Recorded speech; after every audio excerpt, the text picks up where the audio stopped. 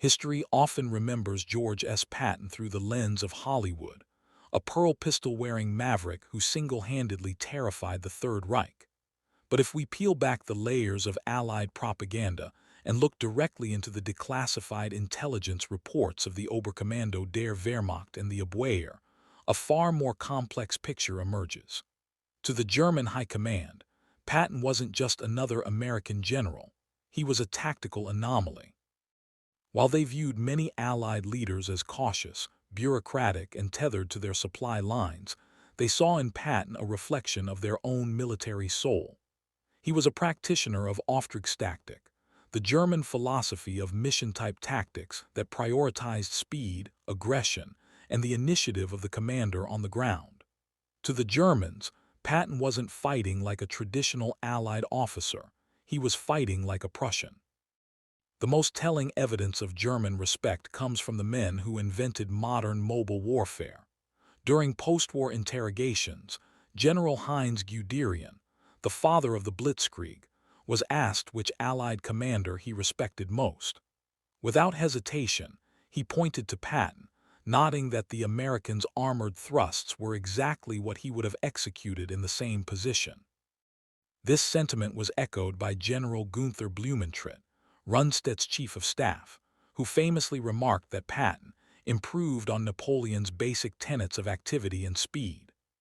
German intelligence files from 1944 specifically tracked the movement of Patton's Third Army with a level of urgency they didn't accord to others. They noted that while British forces under Montgomery were methodical and predictable, Patton was volatile. He was the American Guderian, a man who understood that a tank's greatest weapon wasn't its cannon, but its engine. One of the most fascinating intersections of German intelligence and Patton's career occurred during his exile. After the infamous slapping incidents in Sicily, Patton was stripped of command. However, German intelligence refused to believe the Americans would sideline their best general for a disciplinary matter.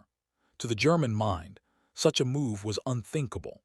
They assumed the scandal was a sophisticated Allied cover story designed to hide Patton while he prepared for a massive, secret operation.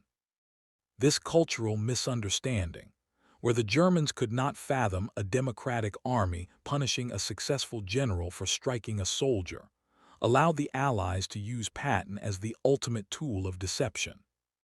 This belief culminated in Operation Fortitude, the massive deception campaign featuring inflatable tanks and fake radio traffic. The centerpiece of this lie was the First U.S. Army Group, and its commander was George S. Patton.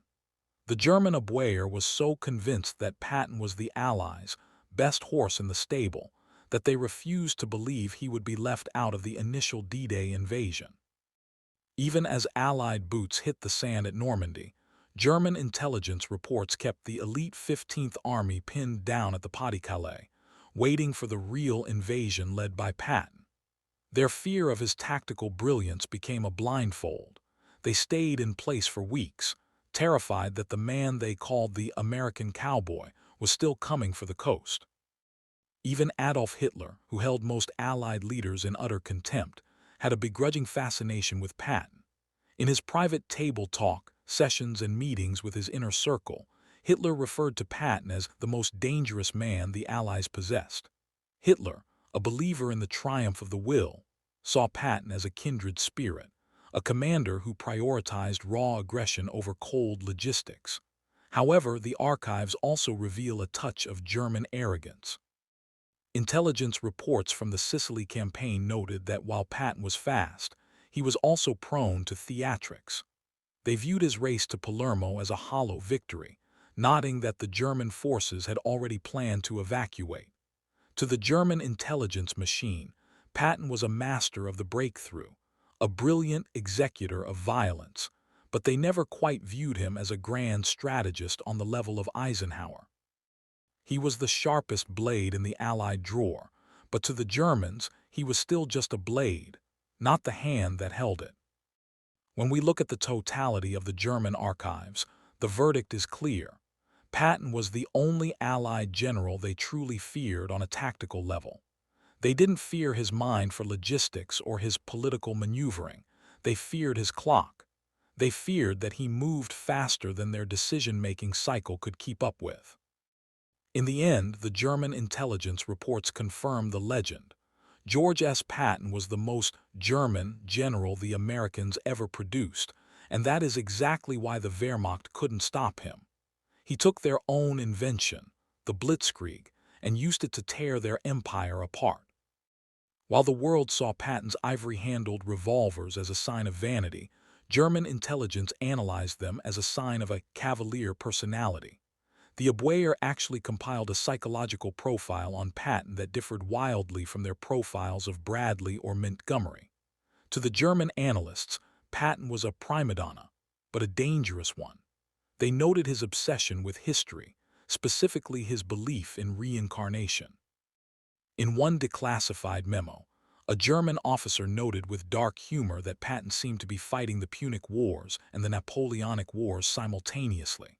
They concluded that Patton was not motivated by democratic ideals or political gain, but by a warrior's code that the Germans found both ancient and terrifyingly familiar. They realized that while other generals could be deterred by the threat of high casualties or political fallout, Patton was only deterred by a lack of fuel. The ultimate test of German intelligence regarding Patton came in December 1944 during the Battle of the Bulge. Hitler's final gamble, Unternehmen wagt am Rhein, was predicated on the idea that the Allies were too slow to react. German planners calculated that it would take the Allies at least weeks to pivot their forces to stop the German spearhead. They were wrong. They had factored in the Allied method, but they hadn't factored in the Patton factor. When Patton executed his legendary 90-degree pivot, moving 250,000 men and thousands of vehicles in the middle of a winter storm in just 3 days, the German intelligence officers at the front literally refused to believe the reports. Intercepted German radio traffic from the 2nd Panzer Division shows a state of total shock. They believed they were fighting ghost divisions because, according to their logistics manuals, what Patton was doing was mathematically impossible. The most clinical view of Patton comes from Reinhard Gehlen, the head of Fremd Heer West. Gehlen's job was to know the enemy, and his reports are chillingly objective. Gehlen noted that Patton was the only Allied commander who consistently achieved operational surprise, even when the Germans knew where he was located. Gehlen's archives reveal that by 1945, German units were instructed to avoid decisive engagement with Patton's Third Army if possible. The directive was simple: if Patton breaks through, the line is gone.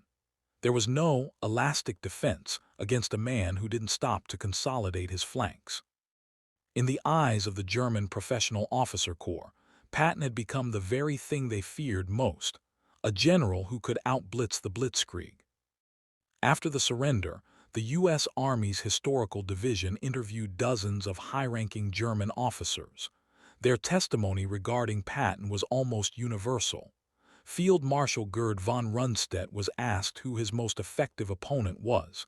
He didn't say Montgomery. He didn't say Bradley. He said, without hesitation, Patton. Even General Alfred Jodl, Hitler's chief of staff, admitted during the Nuremberg trials that Patton's speed was the primary reason the German retreat across France turned into a rout. The German intelligence files, once filled with skepticism about American softness, ended with a final, bitter realization. They had lost because the Americans had produced a general who was more aggressive, more reckless, and more German than their own. Beyond the man himself, German intelligence spent a significant amount of time analyzing Patton, FIST, the 4th Armored Division. To the Germans, this was the elite unit of the American Army. German tactical reports describe Patton's armored tactics as brutal and unconventional. Unlike other Allied divisions that stopped to clear every village, Patton's 4th Armored practiced bypassing. They would leave pockets of German resistance behind them, banking on the fact that their sheer speed would cause the German Rearechelon to collapse in panic. German commanders at the tactical level reported that Patton's tanks didn't behave like tanks, they behaved like cavalry. They charged, they fired on the move, and they used their radios with a level of coordination that the Germans could no longer match. One of the most shocking revelations in the German archives is their realization of Patton's logistical genius. German intelligence predicted that the Allied advance would have to stop at the Seine River for at least 30 days. They were stunned when Patton didn't stop. German aerial reconnaissance reports from late August 1944 show a state of disbelief. Patton was using the Red Ball Express, a massive convoy system that worked 24 hours a day to keep his tanks fed with gas. A captured German officer from the 7th Army remarked during his interrogation, "We expected them to run out of breath. Instead, they ran over us." German intelligence had fundamentally underestimated the American industrial machine, but specifically how Patton weaponized that machine to maintain a pace that violated every rule in the German handbook. When the war finally ended, the German intelligence machine was dismantled, but the documents remained. In the final enemy evaluation, reports written by the German General Staff in the summer of 1945, Patton's name appears more than any other Allied field commander. They concluded that Patton was the only general who truly understood the nature of modern war. He didn't fight for territory. He fought for the destruction of the enemy's will. He was the only Allied commander who realized that in the age of the tank, the greatest defense is a relentless, crushing offense.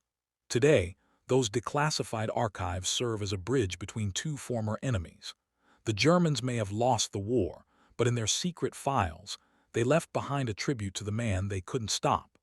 George S. Patton didn't just defeat the German army. He earned the highest honor a soldier can receive, the genuine respect of a worthy foe.